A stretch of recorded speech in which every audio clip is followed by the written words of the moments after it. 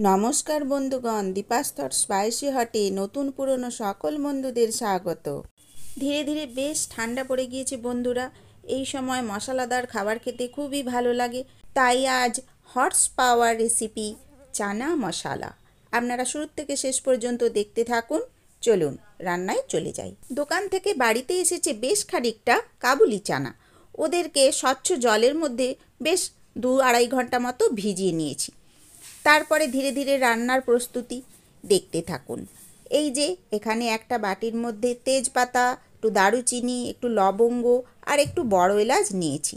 এগুলো সব এই কুকারের মধ্যে জলের মধ্যে এগুলো দিয়ে দেব। কাবুলি চানাগুলো কুকারের মধ্যে আগেই ঢেলে দিয়েছিলাম। আর এই মশলাগুলো দিলে খুব সুন্দর একটা গন্ধ হয় বন্ধুরা। এবার প্রয়োজন মতো লবণ আর একটু খাবার সোডা দিয়ে কুকারে সিটি ফেলতে বসিয়ে দিয়েছি। এপাশে শুকনো কড়ার মধ্যে এই যে একটু কসৌরি মেথি ড্রাই রোস্ট করে নিলাম।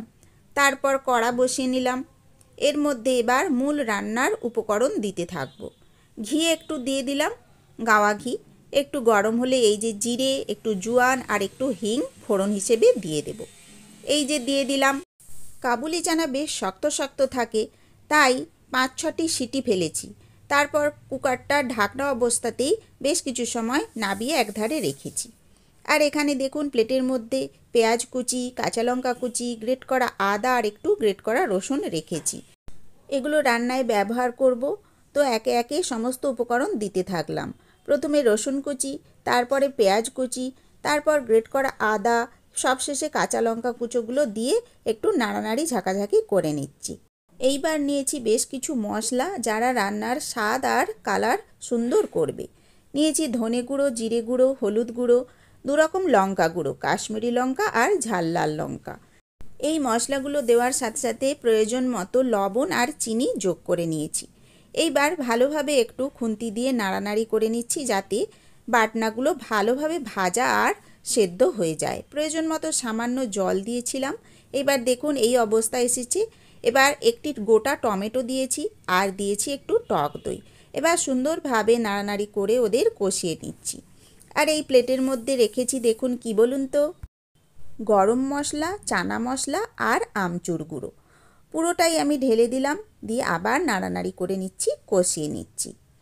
এরপর সুন্দর একটি কালার এসে যাবে যখন, তখন প্রয়োজন মতো একটু জল দেব। এই দেখুন কেমন সুন্দরটি মাখো মাখো হয়েছে কষিয়ে। এবার জল দেওয়ার আগে ওই সেদ্ধ করে রাখা চানাগুলো আমি দিয়ে দিলাম। কাবুলি চানা আকারে বেশ বড়, হাত দিয়ে দেখে নিয়েছি বেশ ভালোই সেদ্ধ হয়েছে। পুরোপুরি একদম গলে যায়নি, কিন্তু সেদ্ধ হয়েছে। এবার ওই মশলার সাথে কাবুলি চানাগুলোকেও ভালোভাবে একটু কষিয়ে নিচ্ছি যাতে ওর মধ্যে বেশ স্বাদ, গন্ধ, বর্ণ সব প্রবেশ করতে পারে। তারপর কুকারের মধ্যে আবার ঢেলে দিয়েছি, একটু জল দিয়ে আবার একটু ফুটিয়ে নিয়েছি। সব শেষে এই যে আমি দিয়েছি বেশ কিছুটা ধনেপাতা কুচি আর সেই ড্রাই রোস্ট করা কসৌরি মেথি। বেশ টকবক করে ফুটে যখন বেশ মাখো মাখো হয়ে যাবে, তখন সবশেষে এই যে একটু টমেটো পিউরি যোগ করে নিয়েছি। দেখুন এতে রঙটাও সুন্দর হয় আর স্বাদটাও সুন্দর হয়। চানা মশলা খেতে দারুণ, শক্তি যোগায় ভালো। হর্স পাওয়ার রেসিপিটা আজ কেমন লাগলো বলো। পোলাও, কুলচা, রুটি, পরোটা সবার সাথে যায়। কচি কাঁচা দাদু ঠাম্মা সবাই চেটে পুটে খায়। নতুন পুরানো বন্ধুদের অনেক ভালোবাসা। সাবস্ক্রাইব করে পাশে থেকো গো, এটাই মোর আশা। আজকে তবে আসি, এখন বিদায় তবে দিন। নতুন রেসিপি নিয়ে হাজির হব আরেক দিন। Thank you.